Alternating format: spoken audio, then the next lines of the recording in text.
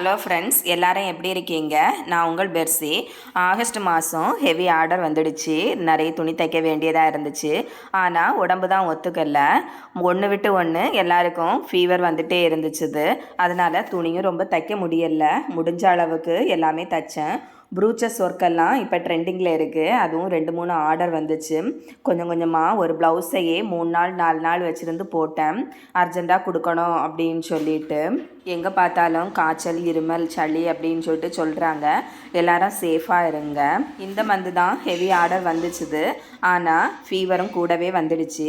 எப்போவுமே இப்படி தான் நிறைய ஆர்டர் தைக்க இருந்தால் அதில் வர கூலியை கொண்டே ஹாஸ்பிட்டலுக்கு செலவு பண்ண வேண்டியதாக இருக்கும். நீங்கள் இப்படி யாராவது ரிலேட் பண்ணியிருக்கீங்களா? நானும் கஷ்டப்பட்டு துணியெல்லாம் தைப்பேன். ஆனால் லாஸ்ட்டு ஹாஸ்பிட்டலில் தான் கொண்டு கொடுக்குறது மாதிரி இருக்குது. இன்றைக்கெல்லாம் ரொம்ப ஃபீவராக இருக்குது. உடம்பு வலி முடியவே இல்லை. ஆனாலும் ஒரு அர்ஜென்ட்டு ப்ளவுஸ் ஆர்டர் வந்துச்சு.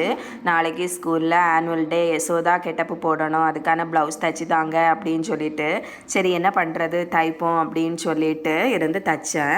அதுவும் சூப்பராக வந்துச்சு. சரி, தைச்சி முடிஞ்ச உடனே இந்த பாட்டு தான் மனசில் வந்துட்டு, வரவு எட்டனா செலவு பத்தனா அப்படின்னு சொல்லிட்டு பாடிட்டே தெரிஞ்சேன். என்ன பண்ணுறது, அதுதான் நிஜம். நீங்கள் எப்படி ஃபீல் பண்ணியிருக்கீங்களா? கீழே கமெண்ட் பண்ணுங்கள். ஓகே, பாய். உங்களை இன்னொரு வீடியோவில் பார்க்கலாம். உங்களுக்கு இந்த சேனல் பிடிச்சிருந்தா லைக் பண்ணுங்கள், ஷேர் பண்ணுங்கள். சப்ஸ்கிரைப் பண்ணாதவங்க எல்லாம் சப்ஸ்கிரைப் பண்ணுங்கள். பாய். நாளைக்கு வீடியோவில் பார்க்கலாம்.